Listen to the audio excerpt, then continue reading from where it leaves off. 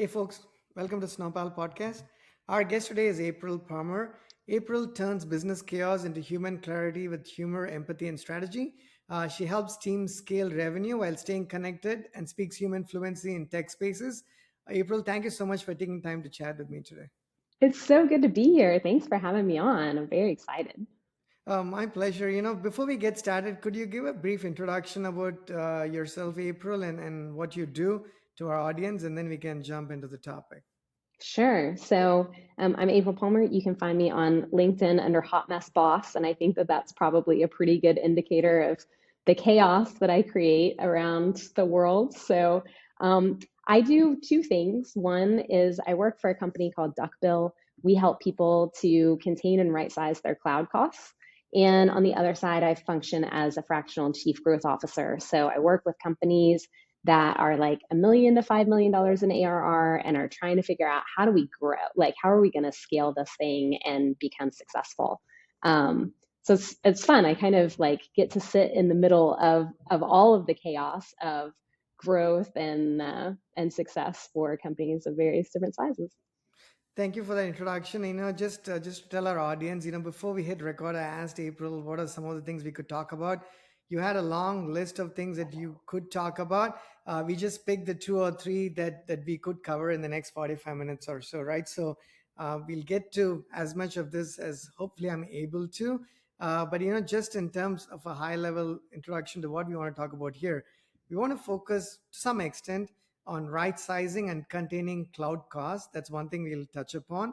But you mentioned you're also a fractional chief growth officer. And like you mentioned, one of the things you are passionate about, April, is how to help companies of probably varying sizes grow, right? And scale Hmm. essentially.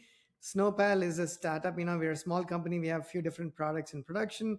There are things that come naturally to us as a company, which I want to say is engineering, just because a Hmm. lot of us are developers, and there are things that don't come naturally, and that's been the most of the challenges have been centered around those things, right? When we started the company, we thought software engineering would be the primary problem we would have, and are we going to be able to solve that? Sure, that's still a problem, right? It's not trivial, but the rest of everything that's needed, that we had no idea, the known unknowns and the unknown unknowns has been the most challenge, right? So which means everything that you're going to share here is going to be personally helpful to us as a company, and I'm Great. sure to our audience as well. So again, thank you for taking time. So without further ado, let's just jump into Let's one do of the it. things you mentioned there. I'm going to make some notes as we go. So if you hear some clicks, my apologies there. Yeah. Containing cloud costs. This is mainly, you said, for companies that are larger organizations, but let's Hmm. let's just get started there. Can you share with us your experience and what that entails, and what are some of the things that you've run into where you think people, what are things that you think people trivialize but then run into issues with, right? Maybe not being able to contain those costs or the budgets and whatnot, and how do you help them maneuver those challenges? Yeah. So I think one of the hardest parts with building a business, especially in the tech space, is you have to have this really insane balance between like wild, wild west, like cowboy engineering, right? Like you got to build it fast. You have to iterate fast, all of those things. And then on the other side, like, so your costs escalate. But then once you build the thing, you can figure out how to do it at a better price point, right? How you can contain those costs and do it more strategically for the long term. And it feels like most companies, they swing kind of wildly between those two until they get to like really enterprise level. Um, so I think the big thing that I see with smaller companies is twofold. Is I get a lot of calls for companies that are spending, say, less than $500,000 a month on AWS, and especially in that like $150,000 range, where somebody in leadership has said, "Hey, our AWS costs are off the chain. Like, why are we spending this much? Somebody call AWS and get a contract with them." And that's cool, like, awesome. But I think what AWS doesn't tell you, and what's kind of like not really common knowledge, is that size, you're going to get a contract with them. You're going to get commercial terms that are pretty standard across the board, unless you're doing something really crazy specific. Maybe that's in the AI world, or maybe you're in an industry that they find particularly interesting. But they're going to come to you and they're going to say, "Hey, we're going to give you a cross service discount. Maybe it's 9.5%, right? Maybe you get a service specific discount on one or two things, and then they charge you enterprise support. So you're looking at, that's going to eat away 5% of the discount that they're giving you. Most of the time, what our team finds, and I'm not an engineer, so this is not, I can't tell you how to do this, but most of the time, what we find is that there's always kind of 10 or 15 or 20%, call it 18, of like cost saving initiatives that you can find pretty easily if you're talking to people who are looking at multiple different environments. And if you have someone whose primary job for a time is doing that. Not all the time, maybe, right? Because that doesn't necessarily make sense. But somebody who's not just kind of doing it on the side while they're also trying to execute on all of the cowboy engineering that you're doing. But I think a lot of companies that are growing spend a lot of time and effort trying to figure out how do we create these commercial terms with AWS to save costs. Now, there are a lot of really great reasons to have a commercial agreement with your cloud provider. But at that size, most of them is not actually cost containment. That's going to be found by turning shit off when you're not using it, right? Like stuff like that. Like make sure that you're tagging and allocating correctly and that you know where your costs are going and what they actually are and what they need to be, rather than thinking that you can solve everything by, going to your cloud provider and asking them for a discount, and that's going to solve all your problems. Yep, April, thank you for that, right? The beauty of talking to people who are doing this and who know what they're doing is that they say something in like 3 minutes, and I'm like, I have 15 questions around it. So just to quickly recap what you said there, uh, yeah, really quick, right? Don't want to eat up the time here, but you said the a lot of the challenges you mentioned there was companies spending less than $500,000 a month on say AWS services and around $150 a month, for instance. And you've shared some of the challenges there as to what it means. How do you get on these conversations with AWS? And because you are sitting in between AWS and the engineering team, so to speak, if I imagine Right. loosely, right? And So you finance, right? Finance is like spend less money. yeah, I mean, it's. I can imagine. I can appreciate the challenges you're going to be faced with. And correct me if I'm wrong. Here are some things I'm thinking. Someone tells you, April, we can only spend so much money every month. We can't spend too much, right? Whatever the too much means. Could be $100,000 a month. Could be $500,000 a month, or whatever the number is. Or you're told to cut down on 10% of the spend, for instance. Right. That's your charter from the finance side of things. Engineering says, I need these services. I can just pull the plug on products that you think are expensive because it's not going to make our system functional, right? That's the second challenge, the second set of challenges. The third is you're going with this information to AWS, and their intent is to make the most money out of you as a client, right? They have no interest necessarily in cutting costs there, but they have to appease you and the organization, right? So they're going to do their part in making that happen. And one of the things you mentioned there was they could either you're doing something very specific that's interesting to them. Perhaps it's AI related, or you're building something that they could potentially showcase. I'm guessing. So they have an incentive in giving you a discount. I'm paraphrasing and assuming some things here, but please correct me where I'm Yeah, wrong. I mean, Or you also mentioned a cross service discount. Sorry, go ahead. no, I was saying you're spot on. So you're nailing it. Okay, thank you. I want to capture it to some extent, then I ask you these follow-up questions, right? So now you're sitting in right there. Where do you start this conversation? I'm going to make life difficult for you for the next 40 minutes, if you will. So please humor me here, Do it. just to play the devil's advocate. Because if I am a developer, right, and if you come and tell me, Krish, maybe this is not how it works, but tell me if you come to the engineering team or the engineering lead and say, you know what, Bedrock is costing a lot of money, right? Our SageMaker is costing a lot of money. You guys should go easy on that, for instance. I'll be like, nope, no way, right? That's very important Right. for us to do. So does that conversation happen, April? Like, do you engage with the teams, and how does that go? Yeah, so I feel like that's kind of what we call today FinOps, right? So if you think about a Venn diagram, you've got finance, engineering, and procurement, and FinOps, and also my team at Duckbill kind of sits right in the middle there.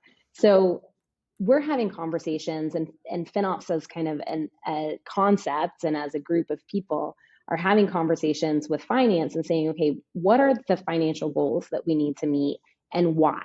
right? Like, why is this important? And then they're also going to engineering and saying, okay, how are you using this? How are you using this today, and how are you going to use it in the future? What does that look like? What's important? And then you can start to look at what are the things that are most important. Are there ways to optimize that without getting rid of them? And also, if you're doing this, you're going somewhere, maybe there's a different service that you can use that's more financially appropriate, and also has the outcome that the engineering team needs. And also, and this is the part where it gets really complex, and also doesn't take them away from developing what they're supposed to be developing, right? Because they're creating the thing to make revenue or to deliver on the promises that you're making clients. So you can't always have them like stopping what they're doing to implement a new service just because it's slightly cheaper. I think at the end of the day, what you want is to have really strong conversations in the language of each one of those kind of arenas that justifies what the costs are. Our joke around the office is like, yeah, we can save you 100% on your cloud bill, but nobody's going to be happy, right? You don't have a business. Right. And so when I say right size your cloud costs, what I mean is everyone needs to have visibility into what those costs are and what they should be for what you're trying to execute on. And if the costs are not aligned with what they should be for what you're executing on, how do you get there as an organization? So we spend a lot of time doing that. And then the procurement side is obviously the commercial terms, and we kind of already talked about that. Okay, so this is good. Let's dig deeper into that, right? So you come, you have this conversation, you kick that off with the engineering teams, and you work closely with the engineering team, you work closely with AWS, you work closely with the finance teams, but you can only know so much of what each of these teams specifically Mm-hmm. does, right? Because I could say, April, I need these four AWS products that we are using. Is it then your job or somebody in your place, in your seat, April, to go figure out, well, Krish and his team, they need this particular product. Perhaps there's another one that AWS offers that their products are not, their suite is, their catalog is just growing by the day, right? And it's not Mm-hmm. necessarily unique. It's not unique by any stretch of the imagination. You could solve the same problem that you have using seven different AWS products. So whose job is it to then find that this is expensive? There might be a cheaper AWS product alternative, and maybe the team should explore doing that. How does that happen? Is it you sort of suggesting to them, or do Yeah. they have to come to you? How does that conversation work? Yeah. So first of all, it's never me because I'm lucky if I can like program my TV remote. But we have some really smart people who do this. And oftentimes what happens is they look at what you're doing and they say, this is what you're doing today. And this is what's working and here's what's not working. Here are some alternatives and here's the cost for implementing those. And now you have all of the information that you need to make a good decision for your organization. And I think that's a huge part of what we do and what we believe in is creating visibility across the board so that you have everything that you need to make the right decision. And you know what? If it comes down to like one or the other, and you need to bounce ideas off of us, we're so there for that as well. But we're not going to tell you what to do. We're just going to tell you what are some of the options and what is the cost associated with this, and also what are the opportunities associated with it, right? Okay, and then like if you needed to find this alternative offering that could be more affordable or that makes more sense, is it on the engineering teams that you work with, April, to come and tell you, hey, you know what, we're using this product that they have, but maybe we need to look at three other offerings of theirs, and then they come to you, and uh, who does the cost assessment at that point? Yeah, so we usually help with that. Generally, what happens when we engage on that side, on like cloud cost optimization, we have one of our cloud economists who is, they're all also engineers, um, sit down with the key stakeholders and just start asking questions like, what are you doing? How are you doing? Where do you want to go? What is this? And as they have those conversations, they start to identify who are the other people in the organization who are touching this. And do we need to talk to them? And so they will kind of go down, like follow the tree branches to wherever they need to go and have these conversations. And because they're so good at what they do, they know what questions to ask. Because they're in many, many different environments day in and day out, they know what best practices are. And they can usually identify pretty quickly, like, somebody can say, oh yeah, we're not using Graviton at all. And like an ear's going to perk up and go like, why not? Like, what happened? What led to that decision? And then start to dig into what would it mean to kind of implement that. So they're really it starts with just a lot of conversations and asking a lot of questions so we can get to know your environment very, very quickly. And then we're going to look and say, okay, here are some of the options. Let's prioritize getting the information and creating kind of the business case for whether or not this might be something that you consider. So they do that in conjunction with the team, but also like our team does a lot of that in the back end. Makes sense. And then when you go to AWS, do they also come up with recommendations to, hey, you know what, maybe this is your suite, your tech stack is using 17 of our services, but this is where your cost is being more of your money is Yeah. being spent. And do they recommend alternatives to you? Yeah, so we don't actually, we very rarely do we work directly with AWS on behalf of our clients. Um, Sometimes, but very rarely. But AWS has some tools and they have some services where they can go in and identify some of those.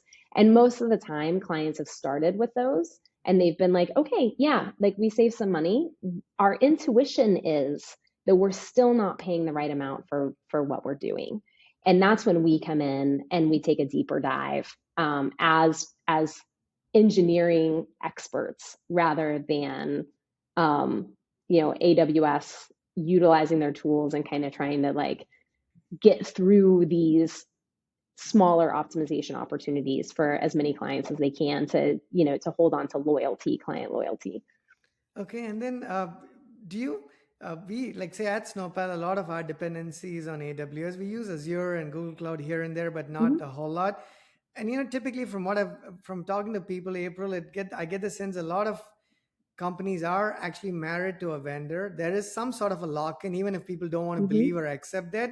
Like, do you also in your analysis, and comparisons, do you also look at other providers, say, you know what, AWS is charging X dollars for this particular database on AWS, so maybe we should go to cloud, Google Cloud or Azure, or do you keep your focus on AWS exclusively? We don't focus exclusively on AWS, although that tends to be our bread and butter because that's where a lot of our history is. But we have experts who also sit on, like, who have that kind of deep knowledge of the other platforms. If a client is platform agnostic, then yes, absolutely, we want to dig in and say, okay, what is the cost to change over and what is the long term cost? And we do that fairly often. In fact, we have some clients who come to us and say, hey, we're getting ready to go through a big growth phase, and we need to know what kind of the best distribution across cloud platforms looks like for what we're trying to achieve from an engineering perspective. And so we can do that analysis for them and kind of build it out. We've even had clients who want to figure out what is the cost of being on-prem versus in the cloud, which feels kind of funny today, like, but I guess we're all going a little analog. So yeah, so we definitely do that type of analyses as well if it's appropriate for the client. And then in your experience, when you work with clients, do you see that they are locked into, I've used the word locked in here reasonably loosely, but locked into one vendor, meaning do you see people using AWS and only AWS, like when you work with the client, or do you see them use multiple cloud providers, like just between these three hyperscalers? I think yes. I mean, yes is the answer, right? Like every environment is so different and every engineering team is so different. We see it both. We see some companies who are not just AWS specific because it does all of the things that they want, but also they have commercial terms that make it make sense for them to be AWS specific, right? And AWS loves that. And so if you're going to offer them that, then they are going to offer you some terms that make that really palatable for you. And then we have other companies who are looking kind of product by product and saying, what is the best platform for us to do this, both from a functionality and a cost perspective. And I would say that that holds true from like small companies all the way up to companies that are paying, it's 30, 40, $50 million a month in cloud costs. It really is very specific to organizations and their teams. Wow. And what would you say are some of your top three challenges? You're doing this on a day-to-day basis. Are there some things that are like when somebody tells you like, "Hey, it is a problem, but I know how to resolve it because I've done it dime a dozen times." Yeah. And but there are other issues where you're like, "Nope, I need to put my head to this and be heads down and solving this." Right? What are some challenging? I'm sure a lot of it is challenging, but I want to see what are the top two or three items that you would say are the most challenging to you given this problem domain? Yeah. I mean, so let me just, you're asking the top challenges to helping companies solve this, To or contain, yeah, no, sorry, let me rephrase it, right? Because yeah. the need is to contain costs, right? You want to do whatever it is that you're doing Hmm. or do more, whatever is in your roadmap in the next 3 to 6 months Yeah. without, exploding your costs, right? So people come to you. That is Right. the core problem you're trying to solve. But by virtue of while you're doing that, are there some types of problems more difficult than others, or are all of them pretty much the same type of problems where, hey, we have 10 services, we are paying X dollars per Right. service. This is the totality. How does that work? Yeah. So from an engineering perspective, I don't know. I can hook you up with people who do though, right? But from kind of a greater perspective, I would say no, one of the number one things, and this is not just for cloud costs, this is for any company that's growing in any way, is that there's a disconnect between the goals of finance, and that includes sales too, right? Like revenue growth, and product and engineering. And so if they're not speaking to each other, they're not speaking the same language, they don't have kind of the same goals, and they're not aligned, then that's a problem. You simply can't solve problems. And so we sometimes have companies come to us, and at the end of the day, like, not everyone, that's it's an internal alignment problem. We can't fix that. Right now we can give people words and data so that they can start coming together, but if these parts of the organization aren't committed to working together to understand what the goals are, and figure out how to achieve those across the board, then no amount of whatever using graviton is going to fix that any day. So I'd say that's the first, is like, and this happens with companies where you have people in finance who don't understand the unique challenges that engineering poses, or maybe just looks at them as a cost center, right? This happens not just on the cloud side, but companies that have finance people who don't understand how sales and marketing are opposite sides of the same coin, and how they should work together, and which is a cost center and which is a revenue generator, and what are the intricacies of how they work together. And so it's kind of misalignment there that I think is probably one of the number one things that I run into across the board. And sometimes that's not on purpose, right? Sometimes, especially if you're in a growing organization, or if you have a larger organization where the C-suite is kind of like handing down directives, but they don't necessarily understand how people are going to execute on those. Sometimes you're just in survival mode, right? And so it's if you can't have those conversations within the organization, then you kind of need a business therapist to come in, Oh, right? And yeah. whether that's a cloud engineering therapist or a revenue growth therapist or whatever, like, you need somebody to come in and figure out how to get everyone aligned.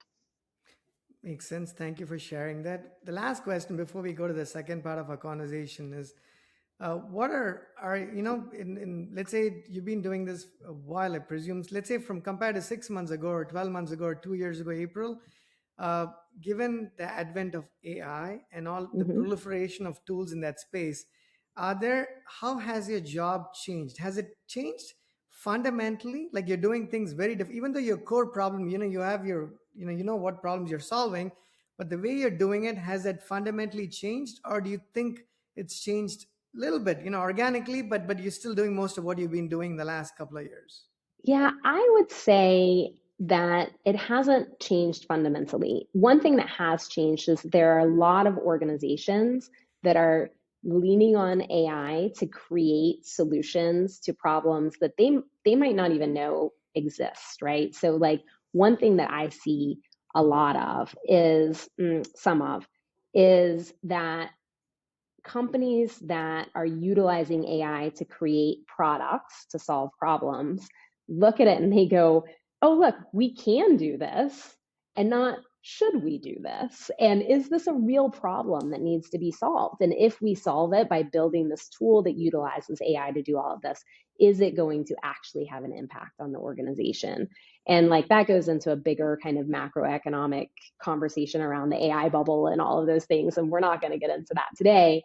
But I think for us, what has been really interesting is that the thing that sets us apart at Duckbill and the reason why our clients trust us and why they continue to come back to us multiple times to work on many different aspects of their cloud cost management is that we really do a great job of being human first, because there isn't an AI in the world that can understand if you say to it like, "Hey, we're spending at this level right now, but we have these growth goals that are dependent on all of these different things, and like help us solve for that." You can't do that, right? So we're human first, and then we use tools that we've kind of built internally or that are available to us to kind of supplement that.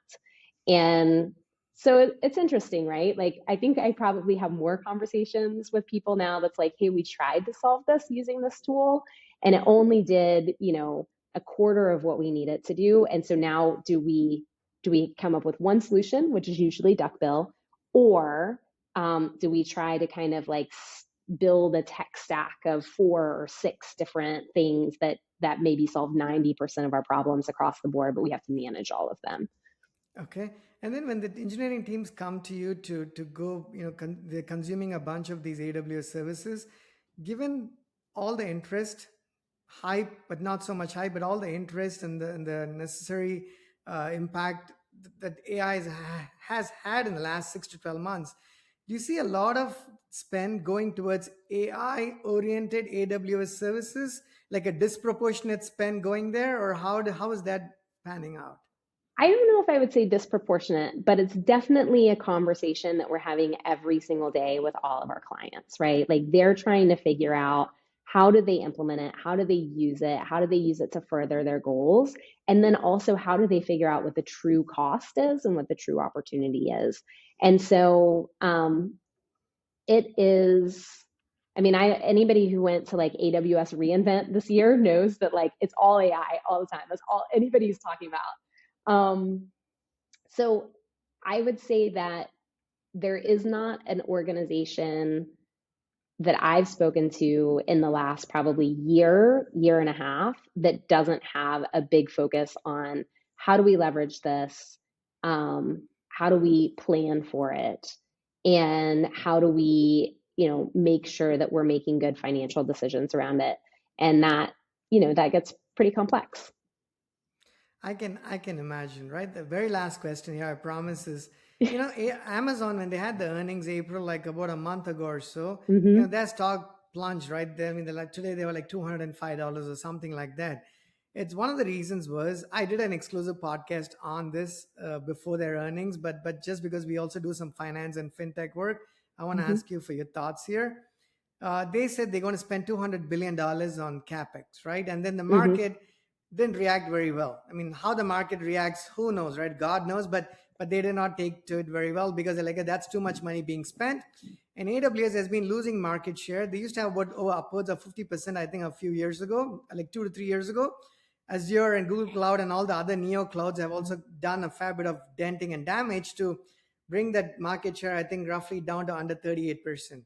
On one side, as outsiders, we see AWS spending hundreds of billions of dollars on AI and CapEx. Do you see your customers spend that much more on AWS services, like, just in terms of the percentages? Or do you see that spend being reasonably constant and consistent in the last 6 to 12 months?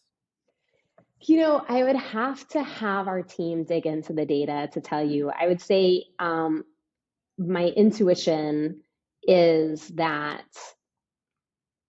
most companies are using such a vast array of AWS services that unless they are specifically AI, like they are an AI company, right?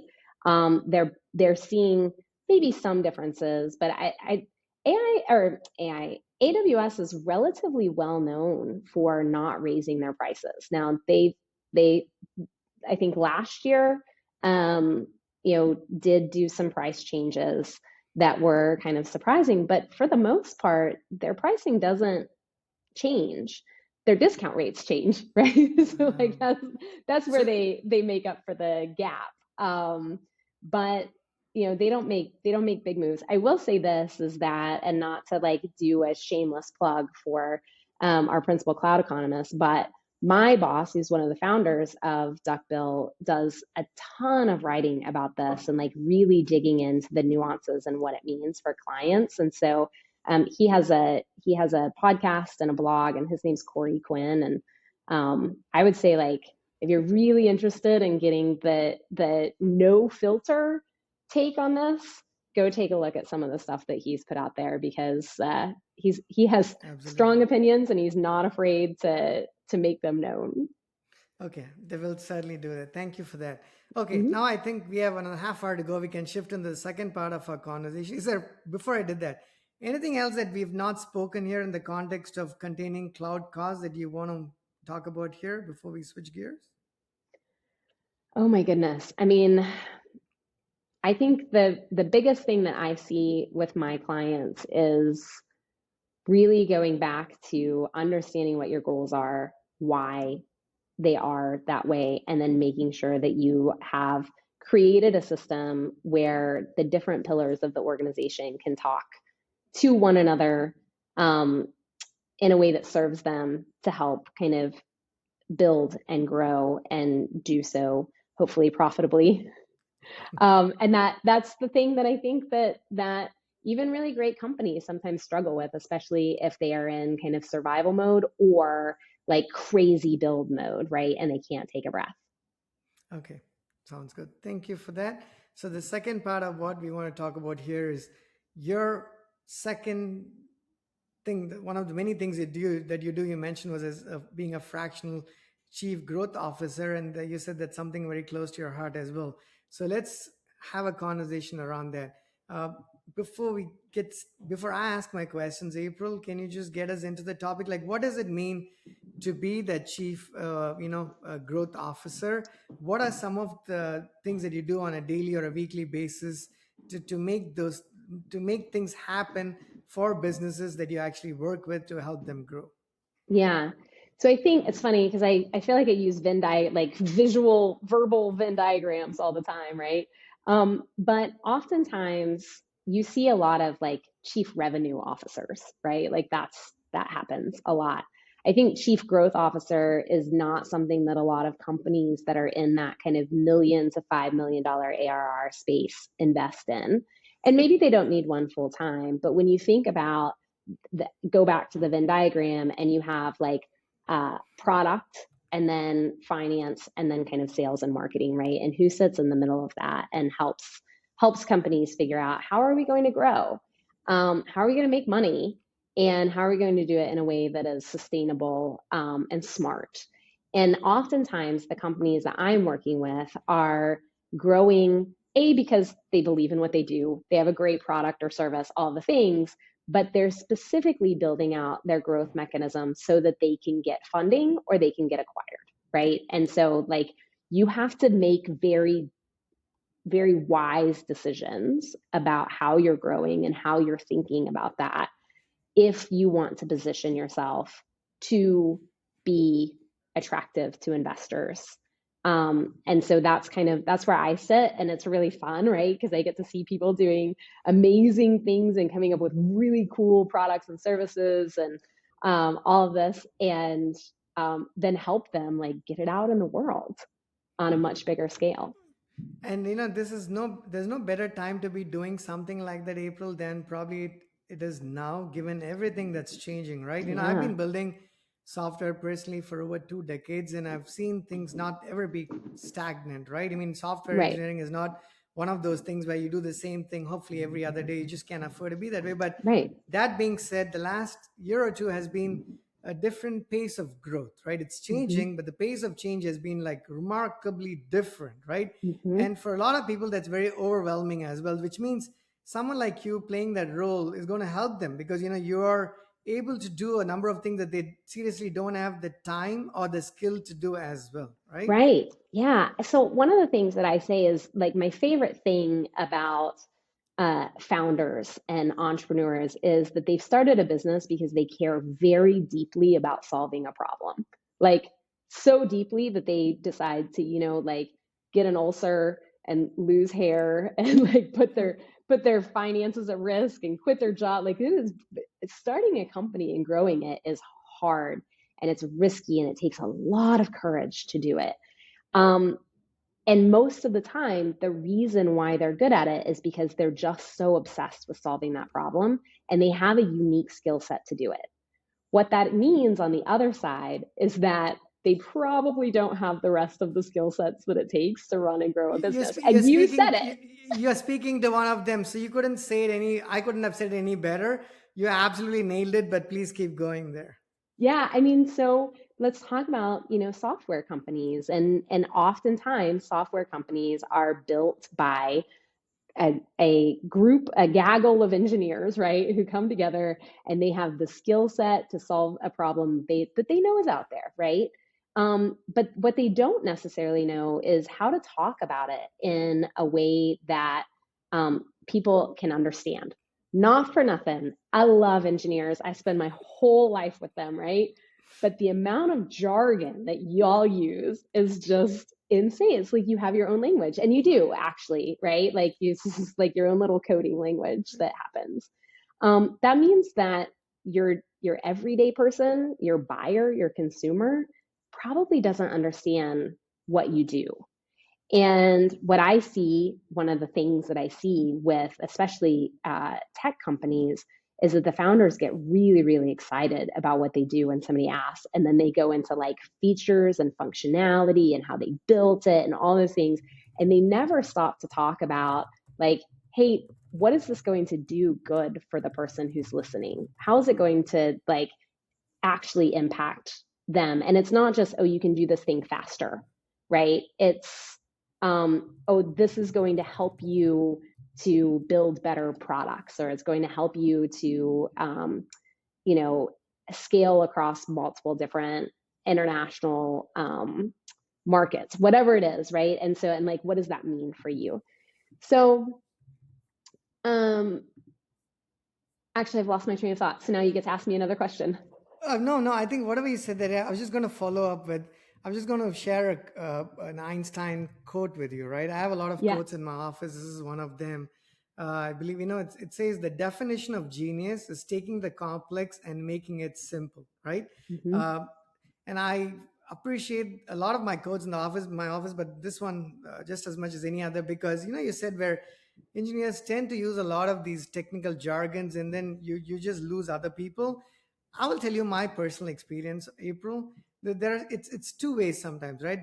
On one occasion or one set of cases, there is the genuine need to use those jargons because Yeah. that's the only way it makes the most sense. But I would be lying if I said that that's the only case that those are being used. Mm-hmm. I've been in meetings myself with other engineers, and now you're using like these, it's like some of the YouTube videos that are out there, that the hilarious videos. I think it's a British video of just speaking about how engineers, I don't know, can make things unnecessarily and meaninglessly complex. There Mm-hmm. are times I've heard people throw these jargons out. I mean, I am a developer, so by virtue of that, I surely love other developers. But I'm not going to sit here and say that every use of every jargon was with genuine intent, right? Sometimes Right. the intent is also just to confuse the other person, because you're like, what? I throw out 17 jargons. They're going to believe that what I'm actually talking makes Yeah. sense, right? Yeah, And you just say it with Gabe, confidence. yeah, absolutely, right. And that's why I pulled this quote here, right? Just to repeat the quote one more time to people if they didn't catch the first time. The definition of genius is taking the complex and making it simple. I mean, that's true when we're building software as well, right? Because over the years, I've built so much software. The first version always is very complex, not necessarily, April, because the problem is complex. It's because my understanding of the problem was not good enough for me to have built a Mm-hmm. solution that was simple enough to build and socialize and market and for people to understand. The reason I bring this example here is, say you're working with Krish or Krish's company, right? And we are solving this problem. We have a deep interest in solving the problem. The intent is very genuine. The execution is also very genuine. But that doesn't mean our decisions are accurate or good or anywhere near that. What Right. happens? Do you find yourself in a situation where Krish or someone like Krish or their company is so strongly married to their idea and to Mm-hmm. how they're doing it that they sometimes don't want to listen to genuine problems that you bring to the table? You're like, you know what, Chris, this idea doesn't make sense, or you cannot build this because you cannot scale this, or it's too Mm-hmm. expensive. I mean, can you speak to some of your experiences where it's not been simple enough for you to explain to them that this idea sucks and you should not actually even be building Right. Yes, yes, yes, so much. I mean, I do encounter this. Luckily, not as often as you might think, but it's a problem, right? And it goes back to when we started talking about this topic, which is starting a company and growing it is hard and it takes a lot of courage and it's a lot of risk, right? And so when you put that level of energy into something and when you take those types of risks, it's really, really hard to hear when somebody tells you that you have not made good choices around that or you are not making good choices around it. Because I think as a founder, um, and this is true for successful companies that are growing, when it's still founder led, when it's still like founder CEO type of thing, there isn't necessarily a way to separate the uh, hey, this is how let me get feedback, right? And this is something that I put my heart and soul into building, right? This is something that I skipped my kids' games for. This is something that that I stood out in my garage and all weather trying to build. This is something I put my own personal finances into. It's almost impossible to separate those two. And so I think a couple of things. And first is if someone's not ready to hear that, then to a certain extent, they're not ready to be helped, right? And you have to be able to just say, like, I don't think I'm the right person to help you with this because I also care so much about your success and so much about, what you've put into this. And I honor that, that I have to say, hey, I'm not going to be party to you continuing like I can't help you with that. But you know what? Maybe there's somebody who knows more than me. Maybe there's somebody who has more experience who can help you kind of figure out what that looks like, and I'll help you find that person. But I do think that as um, people who are trying to help founders and companies ameliorate how they're going to market and how they're growing, we do have a responsibility to say, like, hey, I don't know who tied your shoelaces for you in the morning, but this is not a good choice, right? Right. And if you don't want to hear that, that's fine. But also, like, I can't be part of that.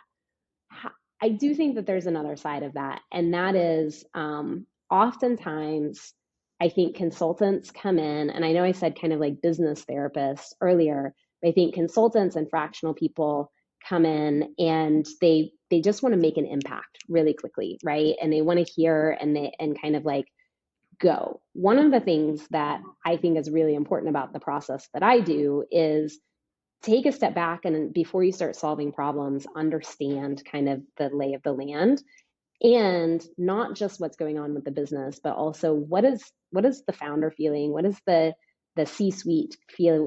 What are the leaders? What's going on here? And how do we approach this in a way that feels great for them? And I know that feels like maybe a little bit woo-woo and a little whatever, but nobody wants to hear that their baby is ugly, right? And so, but do we have to tell them their baby is ugly? Like, in those words? Maybe not. And so one of the things that I enjoy most is being able to be very candid with the companies I work with around where I see some of the problems or like hurdles that they need to overcome, but also doing it in a way that doesn't feel like I'm bashing them over the head with a hammer. Um, and also isn't me just going in and saying like, oh, okay, you want to do this? Well, regardless of if it's a good idea or not, I'm just going to follow along. It's just it's Okay. kind of a constant struggle. Okay, so I'm going to give you two scenarios. Let's say you have the time to pick up one of two gigs, right? Just Mm-hmm. hypothetically, there's one company, both startups, let's assume ceteris paribus conditions, right? They have a phenomenal idea that you find very attractive, and you're very convinced about the quality of their team as well. So it's very exciting. But the total addressable market, right? The TAM, as you see it, based on your experience, is say pretty narrow, right? You're like, you know what? Mm-hmm. They have the idea seems very exciting. The team is very good, but perhaps the market, the TAM on it is not a whole lot, right? It's very narrow, so you're gonna have to, I don't know, like leave no stone unturned in making Mm-hmm. those sales, helping them grow. Or you have a second company, similar sized with similar amount of money. They have an okayish product, right? It's nothing new, not disruptive. The team is all right, but the market's pretty big out there, right? There's a lot of Mm-hmm. players, but there's a lot of market. Right? The TAM is huge. If you could only pick one of these two, which one might you pick to spend 3 months working on, and why? Yeah. Oh, this is a fabulous question. I love these Thank things. you. Here's what I'll tell you is I think that there are amazing consultants, amazing fractional chief revenue officers or like sales leaders who are really great at going into companies that have a reasonably decent product and a really large TAM, and they just want to like get out there and sell. And there are lots of them. And I think that's great. And so I think there are fewer who have the ability to go in and say, okay, your TAM's pretty small, but have we done all of the customer discovery that we need to do? Do we know for sure that that's it? Right. And maybe at the end of the day, it is it. And that's right. But oftentimes, I think that if you have the opportunity to look deeper and do a broader customer discovery, what you find is that there's maybe a larger market than you thought. And that's the problem that I like to solve. Like that's what like really gets me excited. So I would pick the company that has the smaller TAM that they've identified, and I would want to work with them very first of trying to figure out, is there more of an addressable market? Maybe it's utilizing your product or service differently. Maybe it's better understanding people in the market and what their needs are. In fact, I'm doing that with a company right now who um, they're called Share More Stories, and they're amazing. Talk about like cool use of AI. Their whole thing is actually like building using AI and stories together to help people understand the human experience of working with their brand or working for their brand. And so it's super cool. But they're like, the people we need to talk to are HR leaders and customer experience people. And one of the things that we're doing right now, a project that we're doing, is trying to figure out, is there a use for this in sales and marketing? Because I think if you better understand the human experience as it relates to the stories that you're telling from a marketing perspective or from a sales perspective, that there are a lot of companies that will be interested in that. And so that's exciting for me, is being able to kind of come in and be like, hey, let's like think big about this and think differently. You picked the right answer, and thank you for that, because a lot of us startups are in that space of building something like that, and not every time do we know what the exact addressable market might be or how it's actually going to change, right? So it does inspire. So thank you for that answer.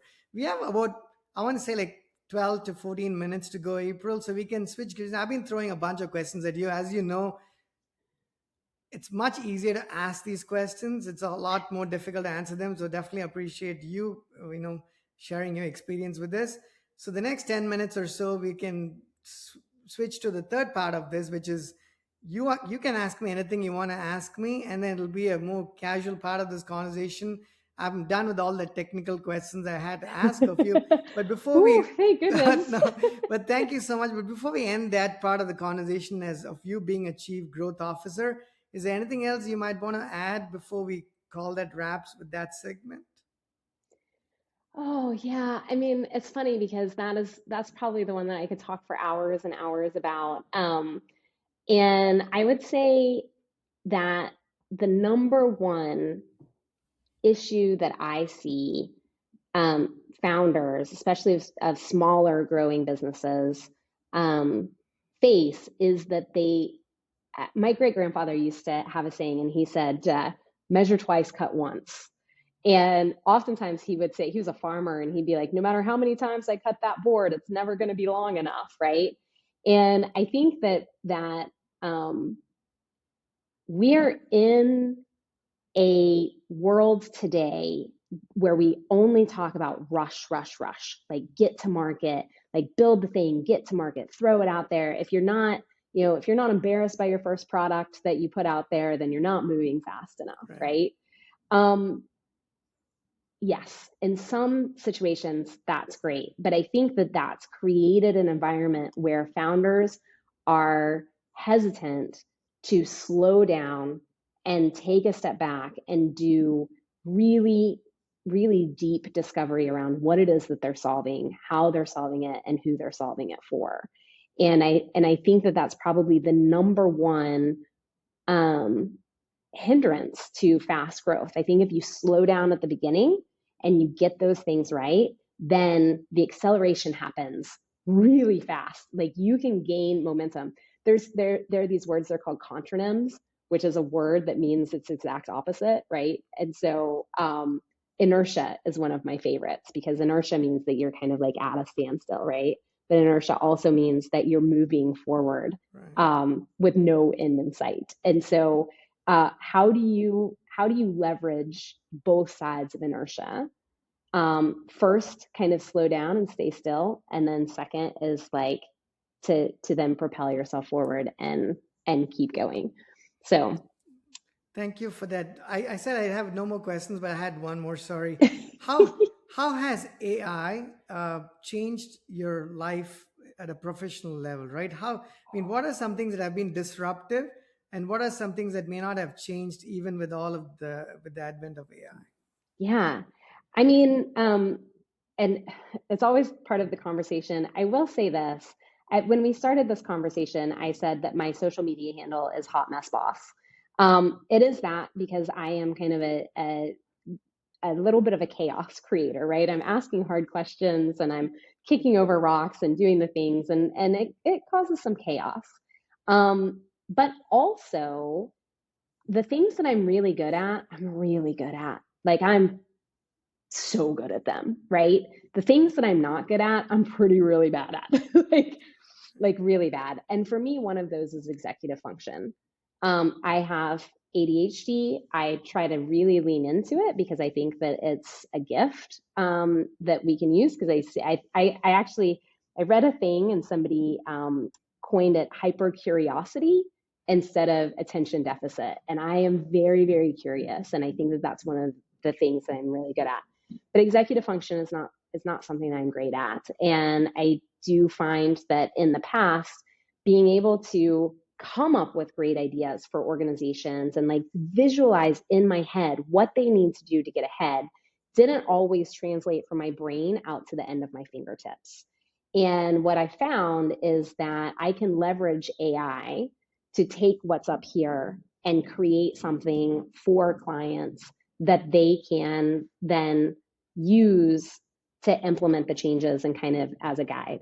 It also helps that I have an amazing business partner whose like brain is in Excel. Like his whole brain is just, columns and cells, and it's fabulous. And so between the two of us, we're like puzzle pieces. We fit together, and then we Right. use AI to fill in the gaps. But it was a game changer for me to realize that um, that I could use AI in a way that helped to augment the success of what I was bringing to my clients. Um, and also allow me to focus on the things that I'm really, really good at rather than struggling spending, what would normally take somebody an hour to write a report is like 5 hours and like pulling my hair out. So Thank you. My last question is about food, but we'll get to that in a few minutes. Now, do you have any questions to ask me, April? yeah, I mean, so it's I think we've talked a lot about how AI is impacting business. And I feel like to a certain extent kind of like ad nauseum, but you get to not us, but like we do as like a Right. community, right? Especially in tech. But you get to sit in this really kind of special position of talking to all kinds of people in all different roles across many different industries. And so when you think about AI right now and what you're kind of seeing, what's the thing that you're most excited about? And what's the thing that you just want to roll your eyes and be like, just stop freaking doing that, people? Great question, right? So let me take a stab at that. So as a company, we've been in business for several years. Our first product was launched about 5 years ago.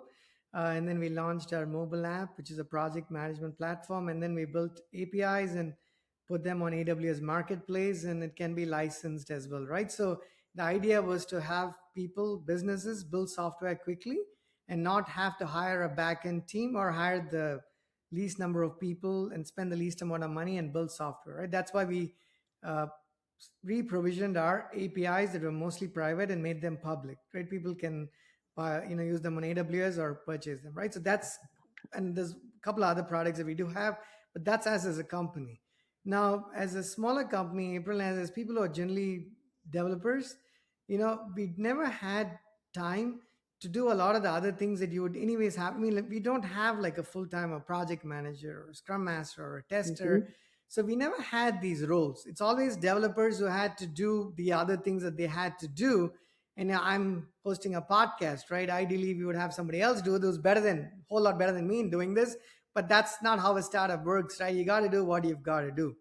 So the one thing that's I think has been phenomenally useful, and I'll come to the challenging part as well, is with a lot of these AI tools and technologies, people fear that, right? Because it's coming after white collar jobs, right?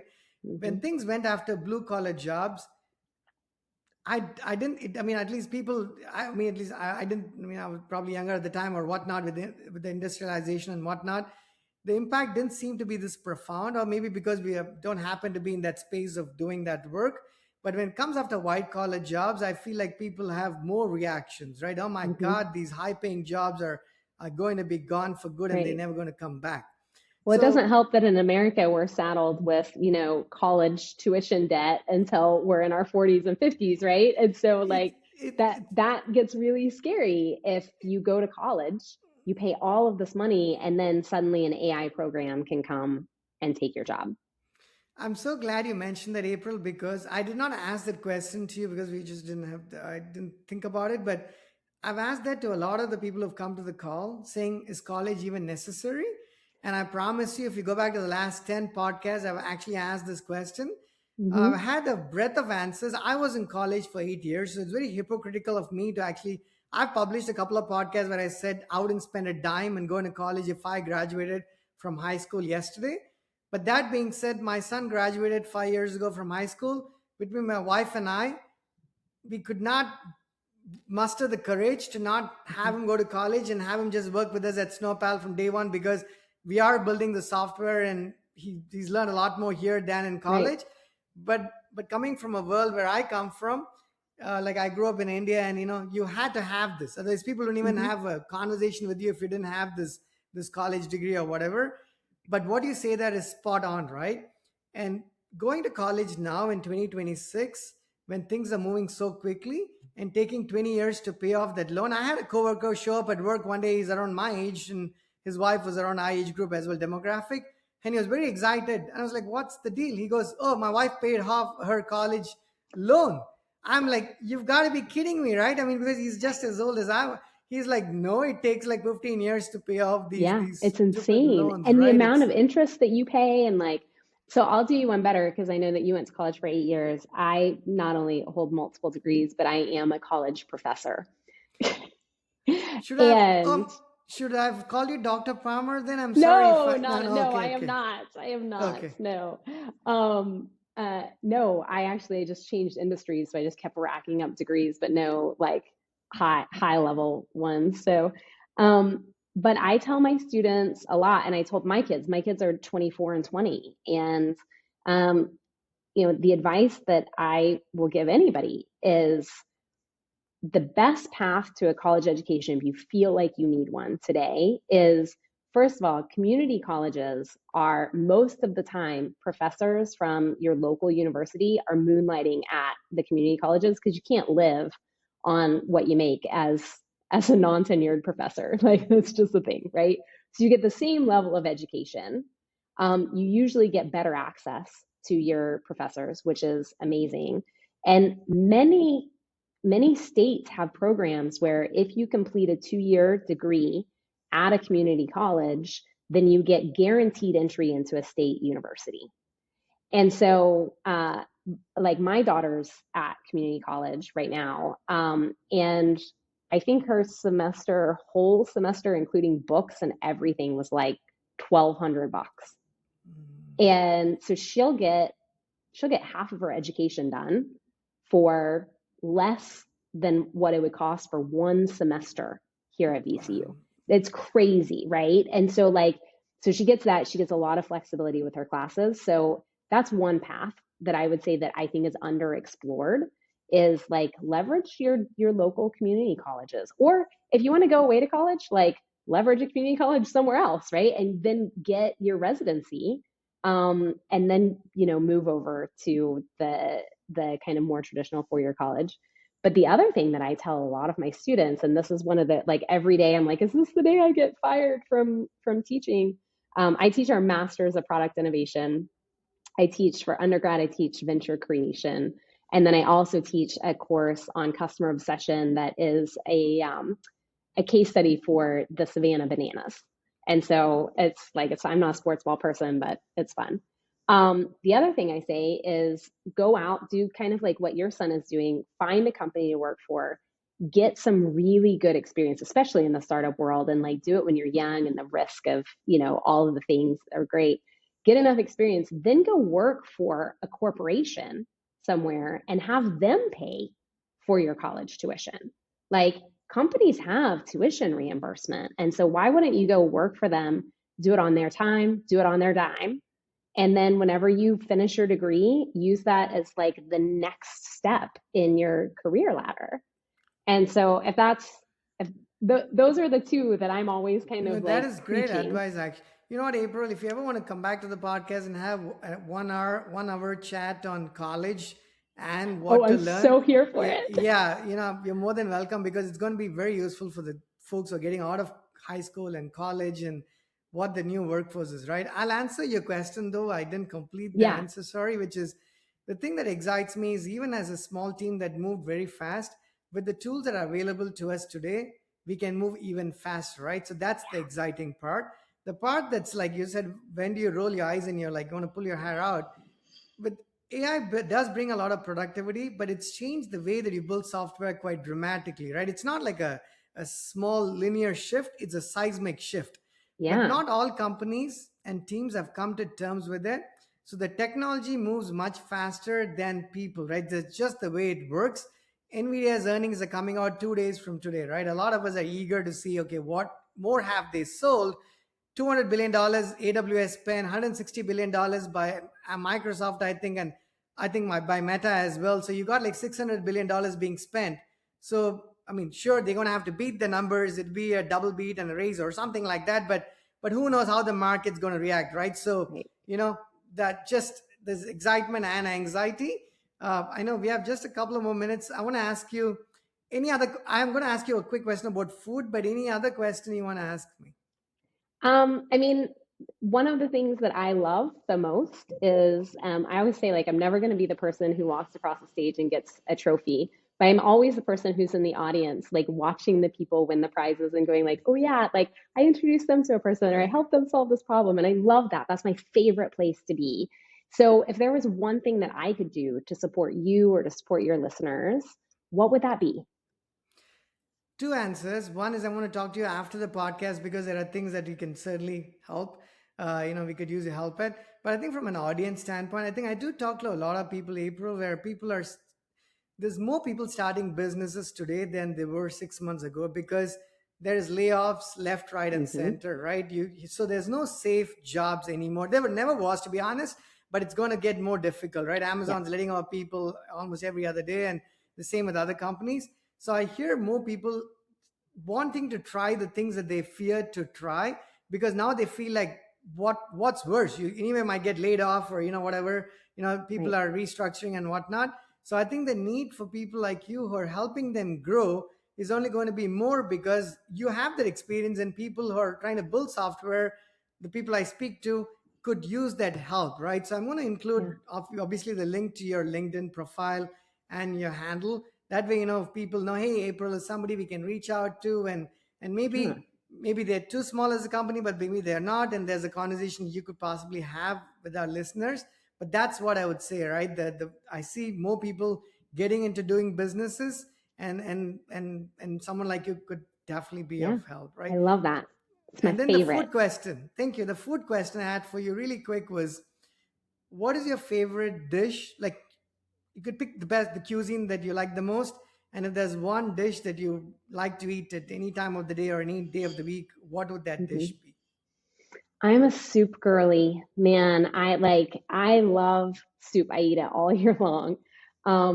Any type of soup, like a stew, a chili, a You vegetable got to name soup. one, April. Sorry, you get to name only one. Just Soup. one. It's just Yeah. soup. Okay, then if it's not just like soup, um, chips and salsa.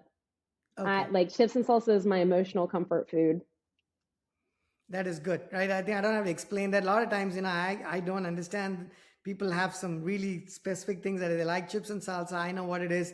I'm pretty sure our listeners know as well. Again, folks, as we come to a closure here, April Palmer. Just a quick reintroduction to April here. April turns business chaos into human clarity. And April, you shared with us your experience around containing costs, not just at AWS, but just cloud costs, and how best to manage that, and also your other passion as the chief growth officer. So thank you very much for taking time. Much appreciate you sharing your experience with the audience. Thank you so much. Thanks for having me on. And listen, y'all, if you connect with me, please let me know that you found me on the Snow Pal um, podcast, because then that way I can reach out to Krish and thank him for introducing me to really cool new friends. No worries. Thanks a lot, April.